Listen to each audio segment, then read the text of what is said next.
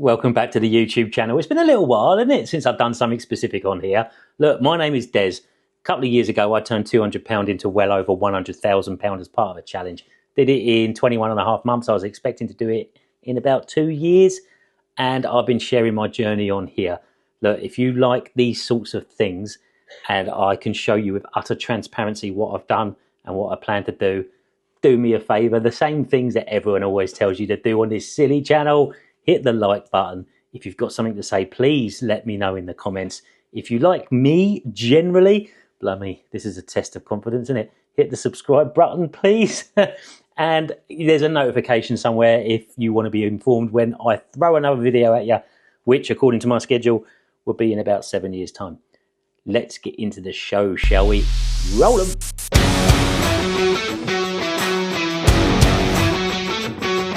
It's been a while, isn't it? It's been a while since I sat down here on this platform and talked at you. It feels like I'm talking at you in various forms on various mediums, but I like YouTube. I kind of want to do more on it, and I always do. It's a bit like learning to play the piano. I always love the idea of it. It's just a case of getting around to it, and YouTube is exactly the same. So I really want to make more effort into sharing more of what I do. I'm conscious that I do that on the podcast, the Goodbye Poor Hello Rich podcast, by the way, charting in the entrepreneurial category every single week. Thank you very much. But I also want to find another platform where I can just update you, because it feels like there is more that I could be sharing when it comes to my journey, my personal growth, and what my business is doing. Because that's the deal, right? It always has been. I want you to document everything that I do. Number one, because I want you guys to hold me accountable. Number two, I want to look back on this when I'm on my yacht sipping mahi-mahis. Is that right? Do you eat mahi-mahi? Yeah, it's a fish, isn't it? You eat mahi-mahi. You're sipping daiquiris. I don't know. Something nice and exotic sounding anyway. And I want to look back and say, oh yeah, look, that's what I did when. That's the purpose of this. And it seems to be that this has taken off, which is lovely. So what have I done since I last updated you? Number one, I finished a challenge. The £100,000 landed in the bank account. Well, it wasn't £100,000 landing in the bank account. I just want to clear this up, right? Because believe it or not, people and some places seem to think that I've got £100,000 sitting pretty in my bank account. Even though the roof upstairs is still unfinished, we're still driving the same tin pot cars that we were driving beforehand. The damp on the wall still hasn't got any better. This kitchen still looks like a throwback to the 1970s, and I haven't got a pot to place myself in. It isn't as simple as that. Look, I'm running a business with 6 income streams. We've got assets and liabilities all over the place. We are a fully fledged business now. Of course, I haven't got £100,000 just sitting in a pot. It's built into cash flow. We've got Amazon stock. We've got staff that we pay for. We've got overheads.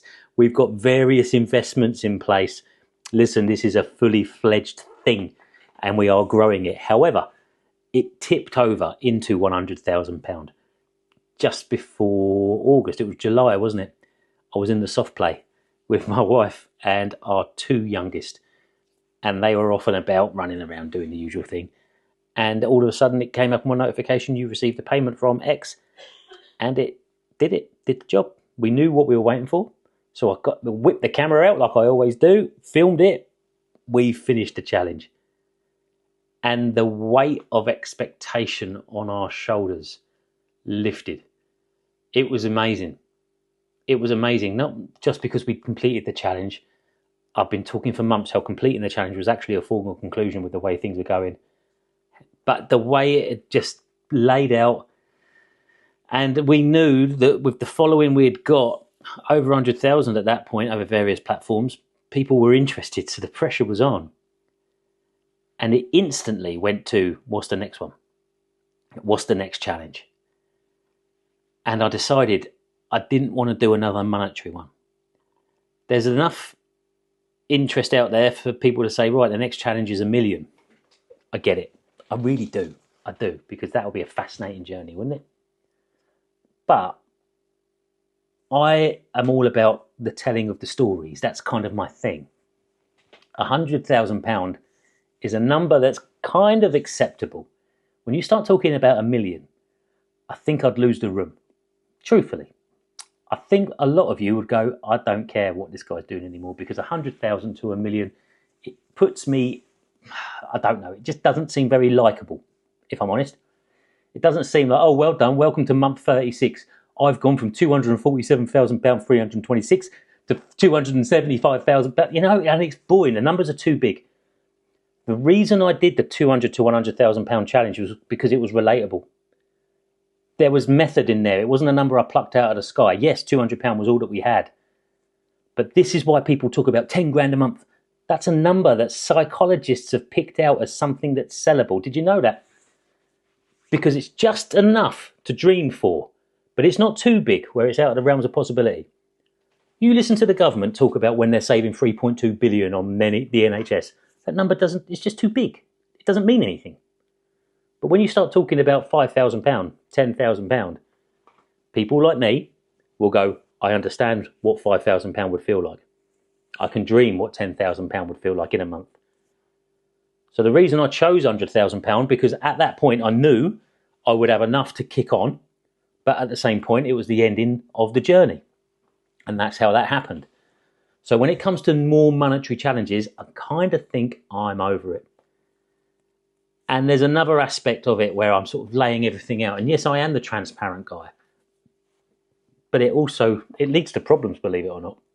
And I'll certainly share big benchmarks, but I think it's the reality that's more important now.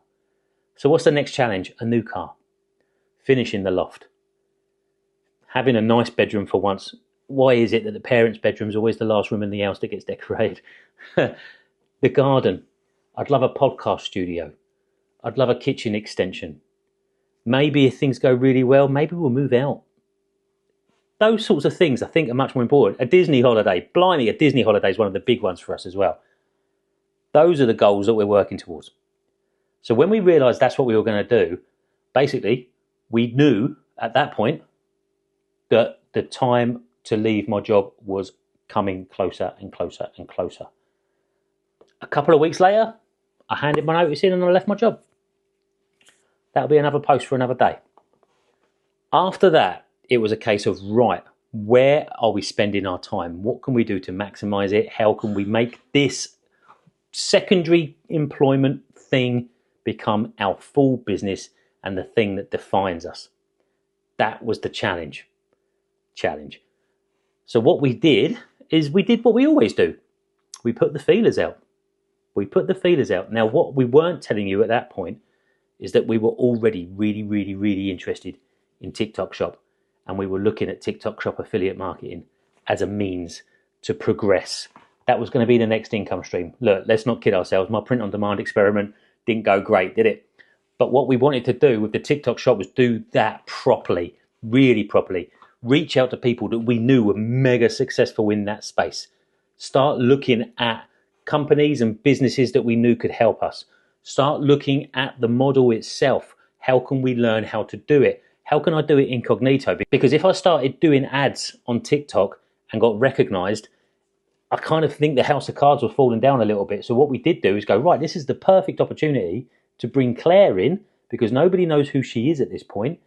She can test the concept for us and at the same time start bringing in income herself as well, because she's already doing the Amazon business. And then we can look to grow. And then there was a strategy in place. Look, we'll rebrand the Facebook group.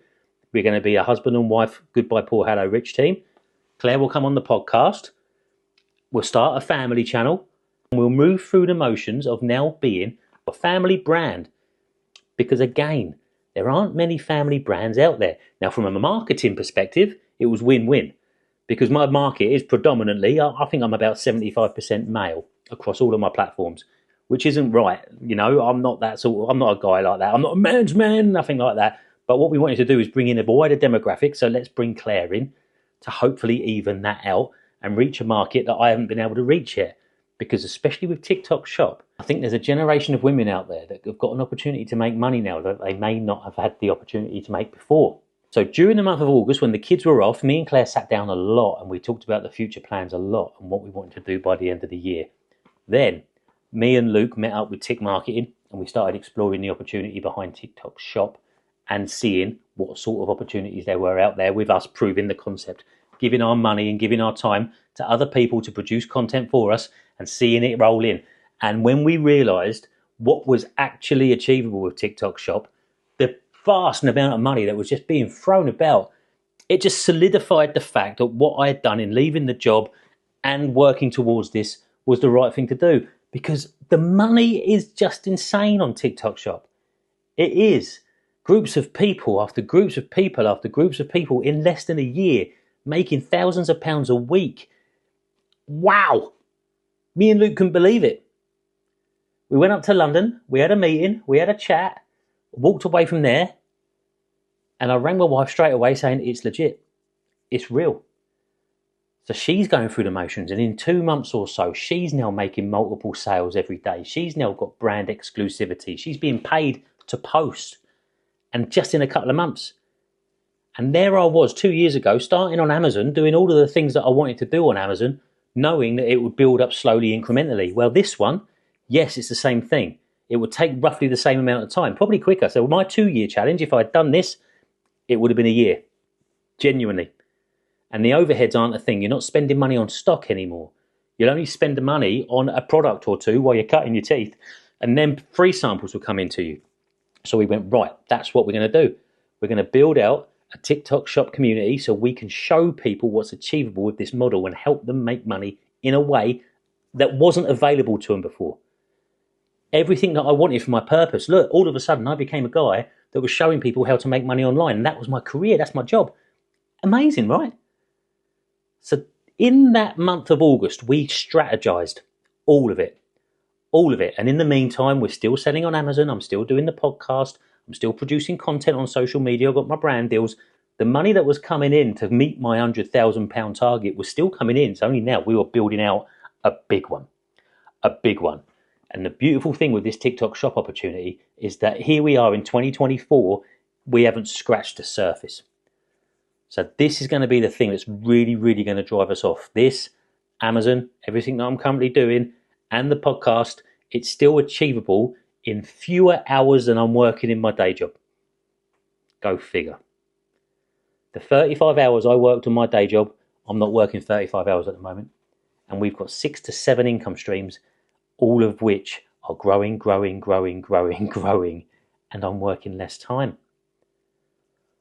Crazy, isn't it? So that's our goal for the end of the year now. Get our heads down, build on this opportunity, build on what we've already been building on. The things that we had previously built, they're continuing to grow with little effort here and there. At the end of the year, we're going to sit down and go, right, there we go. Let's see what's up for 2025. But already, 2024 was the year that it changed. Everything. Everything. And I'd worked about 18 months to make that happen in real time. Hard work. And you've all seen it happen. Now, here's the kicker, right? If I can do it, so can you. It's as simple as that. Truly. I'm not sitting here and saying to you, look what I've done, isn't it amazing? It is amazing, but I haven't done anything that's out of the ordinary. All I've done is get me head down, graft, find the things that I'm good at. I've always been good at talking like this without stuttering too much. So I thought, right, let's do that and document my channel. The opportunities that come out of that are unbelievable. My personal branding is the guy that tells you honestly and upfront everything that I'm doing. And I think this post is a testament to that. And it's just keeps on going. Now our confidence is through the roof. For the first time, Claire and I, we fully appreciate what we do. And we fully appreciate the value that we can bring. So when people come to us with opportunities, we know we deserve them. I can't tell you how much of a block that's been in the last 2 years, but not anymore. So what I want to do is I want to carry on sharing with you what I've done. I've given you a whistle-stop tour now from August through to October. But I want to share more about the days in and the days out, the things that are running through my head at any particular time. I've got a lot to say about my shifting opinions on politics. Again, I'm not going to go too far down this rabbit hole, but I'm a man without a home. I've come to realise that none of these are talking for us. None of them. But that's a different conversation for a different day. I also want to talk about what actually motivates me day to day. When people say, how hard do you work? I want to say to them, it doesn't feel like it. It feels like I'm having fun. Because I am having fun. That's a conscious effort. And I want to share more about that as well. So keep tuned to this channel, will you? Do me a favour. Like it. Put a comment on there about what sort of things you want to hear me talk about. Subscribe to it. And away we go. Thanks for coming back. Let's see if I can be back again next week, shall we? Cheers.